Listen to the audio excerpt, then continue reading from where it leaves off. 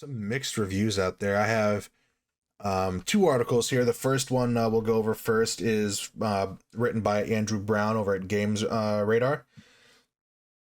Battlefield Redsec is out now, and I'm relieved to say EA's Battle Royale stays true to Battlefield instead of pinching too much from Warzone or Fortnite. In a Battlefield Redsec briefing held ahead of launch, EA shared that Battlefield Redsec is set in California, map Fort Linden, part beachside suburbia, part military black site. It's the largest map in Battlefield history, built to support both close and long-range playstyles, and, in line with that classic Battlefield realism, is encircled by a roaring wall of fire, which will close in as each match progresses. While Battlefield Redsec is going to face endless Warzone comparisons, no matter what it does, the Battle Royale does put its own spin on the genre, rather than steady damage that being out of bounds usually entails in a Battle Royale. Battlefield's Redsec closing circle immediately kills anyone that falls outside of it. Besides not trying to die, you can also tackle missions, counter missions, think bounty hunting, gaining intel, so similar to Warzone contracts. As for the thrilling topic of progression, Redsec shares progression with Battlefield 6. Although there are challenges specific to each mode, a battle pass is shared across both modes, though, and Redsec will be included within the same launcher. With all that said, Battlefield Redsec is out now, and if you see me, this is just him editorializing a little bit and breaking the fourth wall a little bit. I think from what I saw, and I haven't been hands-on, I've had a lot, I've been busy with this week, so regrettably I can't give a first-person perspective, but I've seen some gameplay. I kind of disagree with Andrew Brown in this article. I think it looks a lot like Warzone. I think it uses a lot of what Warzone has in it. And I have seen that people are kind of iffy on tanks. I don't know which side of the aisle this is, if we're talking the Battlefield fans are upset with the tanks, or if the COD people are upset with the tanks. It's Because got to be the COD players. that's kind of where my mind was headed with it. Because I think I think I mentioned it in other podcasts, maybe it was in my own personal video on my channel. I think what makes Battlefield unique would lend itself very well to making a good Battle Royale. It's just a matter of if the Battlefield fan base has an appetite for it, which, from what I've seen, they don't. I think a lot of this is trying to appeal to that wider, broader audience, which I've said in the podcast before that I kind of disagree with. I don't think you should try to be like every other game. You should just be yourself. I think that's why a lot of people were excited about Battlefield this year, because it isn't Call of Duty. There's nothing in the game that reminds you of Call of Duty. It is its own unique experience. At this day we sit at, I don't think any developer is going to beat Call of Duty at what it's good at. Like, X Defiant was a fun experience. I found myself genuinely, as a COD fan, as a COD dick writer, I found myself on certain days wanting to play X Defiant. I thought it had a lot to offer, but I would be on it for a certain amount of time, and I would think to myself, when maybe the hit registration wasn't as accurate, when the movement didn't feel as fluid, when the guns didn't feel as responsive, I found myself craving the refined Call of Duty experience that we know today, which is just a result of them having so many titles in their library. They've refined it kind of down to a science at this point. It's I struggle to really form an opinion on it, because I struggle to see where EA and DICE were coming from in trying to do this, outside of they're just trying to follow this industry trend. And I mean, we talked about it before, like years ago. I feel like, Dave, like, it feels like Battle Royale's been dying for a while, right? Absolutely. I I think we keep seeing these games in this battle royale genre, and obviously with Call of Duty, it kind of extends into the multiplayer as well. I think a lot of Call of Duty multiplayer fans would agree that when the battle royale was added to the game, that's when multiplayer started to get worse.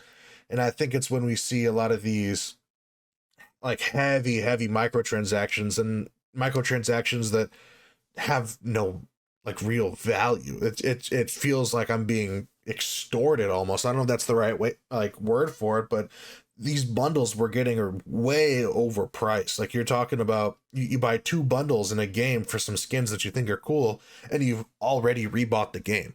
Depending on, what point of the year you buy it at, you could argue now with games being $70 or $80, maybe it takes more bundles, but I think the point still stands that, instead of buying these two bundles, you could have bought a completely unique experience. Like for two $24 or $25 bundles actually in Call of Duty, like what games would you buy? You could get Schedule 1, Escape from Duckov, you could get like Phasmophobia, Hell, Demonologist, bro. take your pick, and something else.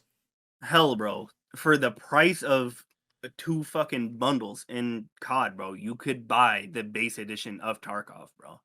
Yeah, or you could buy Helldivers. Or you could buy a better game called Helldivers, bro. Fuck it. Yeah, like I don't see the value proposition in this before with the And old format. then on top of the bundles, you have people out here buying the battle pass like every 3 months. So that's even more money you're like tossing into the game. Like you're just spending too much money on a game where you could have so much more fun for so little price of something else. Yeah, and I think we've seen things get to a point. I mean, even just in life, hype culture's become a thing. There's a lot more value attached to various designer brands than there were before. But I think these developers would be surprised to see that not everything has to be flashy, not everything has to feel exclusive, limited time bundles, that kind of thing. I think you'd be surprised with how much people can just enjoy the simple things. I think people are still capable of being like, oh, I grinded for this cherry blossom camo. I fuck with this camo. This is my only camo I'm gonna use. Or when they added the map packs in Black Ops 2, and you could have the fucking Benjamin camo, the fucking camo pandas all over it, or like whatever, country flags, things like that. Um, I don't think we're too far gone to get back to people just being able to enjoy that, being able to enjoy skins that are based within the reality of the game, which credit to Battlefield, they've been doing a good job at toying the line with that. They've gone a little bit too far for Battlefield fans where they felt like the colors were too bright on certain skins. So I've seen that they've toned those down, dropped the saturation down a little bit on those to make them feel more in world. But I think, and I was going to mention earlier, they did a battle royale before, and I didn't like it. I did not like their previous battle royale. So I don't know. I think I played like a couple of rounds or like one or two games. So my memory of it is very blurry. Um, but I'd be curious to look like go and find gameplay of it and see how different these experiences are. Is this literally just that old battle royale that people forgot about, brought back? That I'm not sure about. Um, but I think they got to be careful because I've already seen things to the battle pass that people are upset about. The Battlefield fans. I think what they're in danger of doing is they are going to kill their own fan base. They might be able to attract the Call of Duty fans, the people that were playing X Defiant before that now don't have a home. But when these other developers release new titles, when the new Call of Duty comes out, if Ubisoft tries to make a new shooter because they're desperate, those players aren't going to stick around. Because as far as it goes with these other games, I don't think there's anything Battlefield does that overlaps with those games that is really better or is pushing the envelope, innovating further than Call of Duty, insert other title, Fortnite, PUBG. I think it just, what they do good is what makes Battlefield Battlefield, and I don't think I just I'm not a fan that they're trying to copy some of these other games with a battle royale. But I mean, it's here. We're gonna have to see how it plays out. How do you feel it could affect the future of the game and the player base? I feel like Battlefield should not have added a BR in general. Like BRs are like the downfall of like multiplayer games. Like if people are gonna be playing the BR, and they enjoy it, that's gonna take away from the multiplayer aspect exactly how it did for COD. It's not a good thing that they added a BR. Yeah. And what I have seen, and what the second article I have pulled up is, um, Battlefield fans aren't happy, and I think me and you have both seen a little bit of gameplay. Obviously, the streamers seem pretty happy with it, but I think there's this disconnect where the Battlefield fan base is saying, "Stop listening to these streamers. These streamers don't represent us. You're not listening to the actual community. You're listening to what these, basically you could call them, advertisers are saying. These people technically, quote unquote, are advertising your game to their audience by playing it. So when you see Tim the Tap Man on launch day of this having, however many viewers he had, 50K concurrents, whatever it ended up being, he's advertising the game to those people, and they see him having fun and like, oh, maybe I can go have fun. Whereas the Battlefield people want them to just listen to their actual community. From Ford James over at Polygon, Battlefield 6 players are review bombing Redsec, but not because it's bad.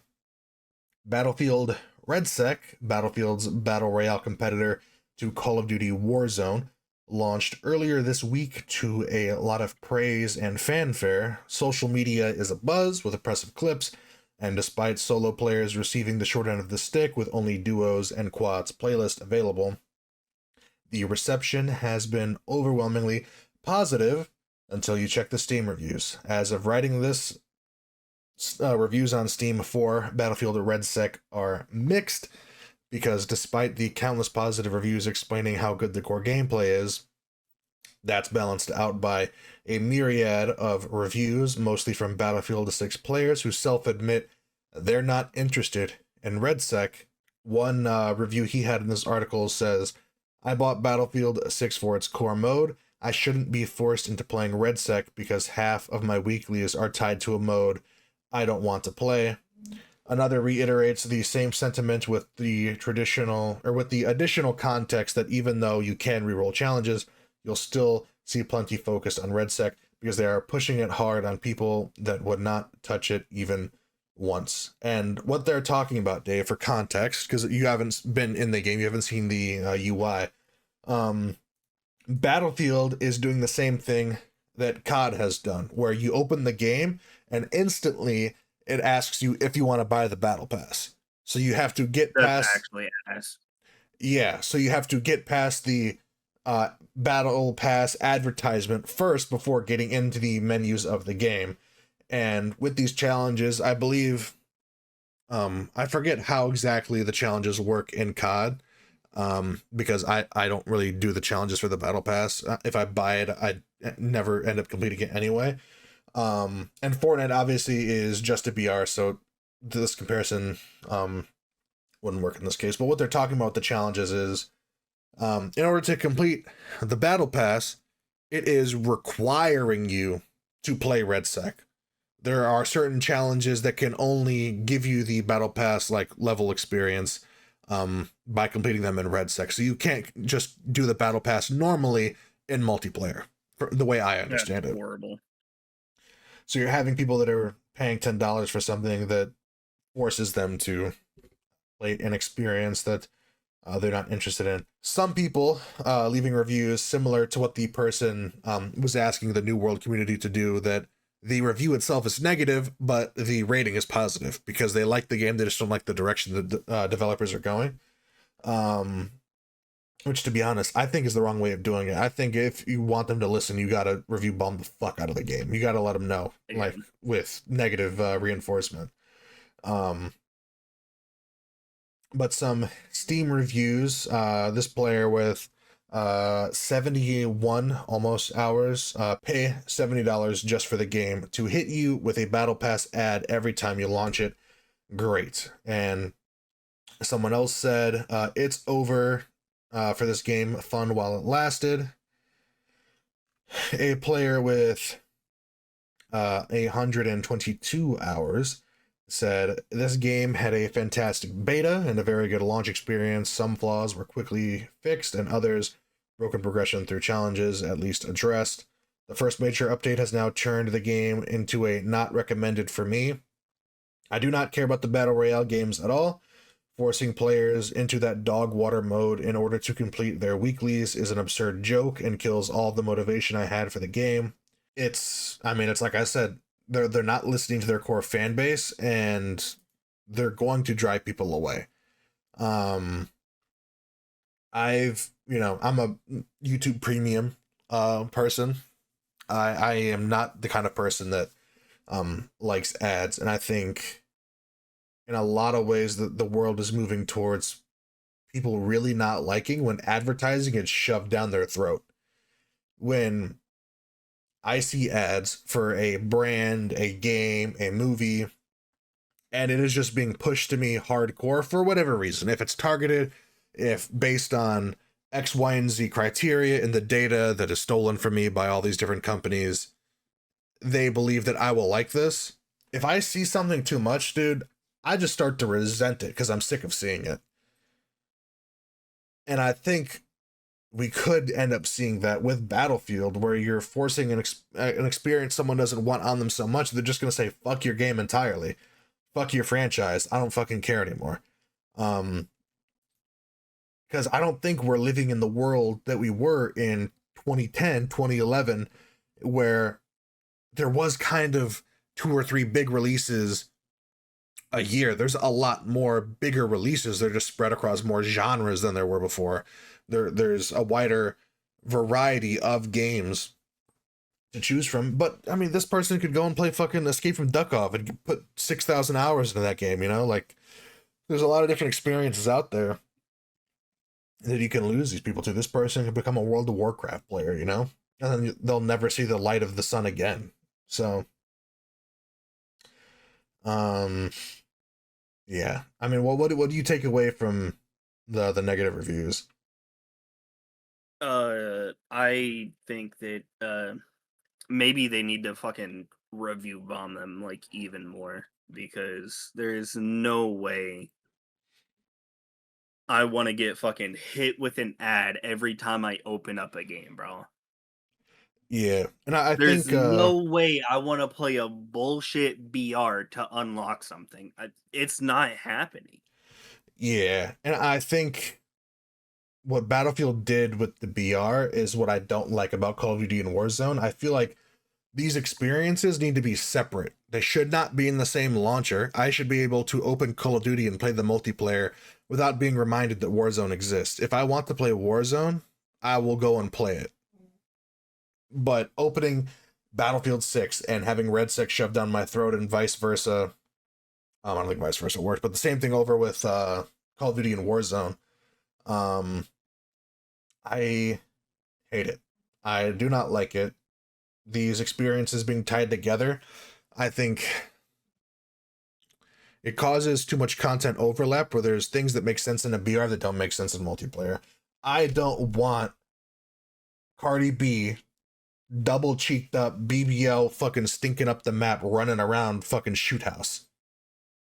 I don't want it. I don't want to see Beavis and Butthead slide cancel around a corner and one tap me with the fucking shotgun. I don't want that. That's not how I like the visuals in my game to be as far as the characters goes. And this is kind of where I think maybe these developers could have their cake and eat it too, where some of these crazy skins I think work better in a battle royale setting. Maybe if you separate these apart and you really separate the fan bases, maybe you'll find that your battle royale fan base likes having these crazy fucking skins and weird ass camos and shit, and then you just take it away from the multiplayer people and give them something else. Like, there's still ways you can make money off of this and monetize it. I just think you gotta stop trying to make people buy stuff when they don't want to buy it, really. Um, yeah. How, I mean, do you think this is gonna really, like, negatively impact the game long term, or do you think this is something that will Yes. blow over eventually? Yes, it is gonna, like, as long as they do challenges for BR or hit you with a fucking ad as soon as you start up the game, it's gonna affect the game long term. It's probably gonna fucking kill it eventually. Like if they don't change anything soon. Like have Redsec just be its own game mode. Like Yeah. don't don't add like stuff you can get for like multiplayer into it. Like that's such a horrible um concept. I guess Do you think both Call of Duty and Battlefield could benefit from creating a separate launcher for their battle royale and removing it from the main game? yes, absolutely. I feel like every BR need like if they're attached to a bigger IP, it needs to be separated. Yeah, say like if fucking Rainbow Six Siege came out with a BR. If that was attached to the main game, I don't think it would work well. Yeah, no. Um, yeah, I have nothing else really to say about this. I feel like I kind of just ended up rambling a little bit anyway.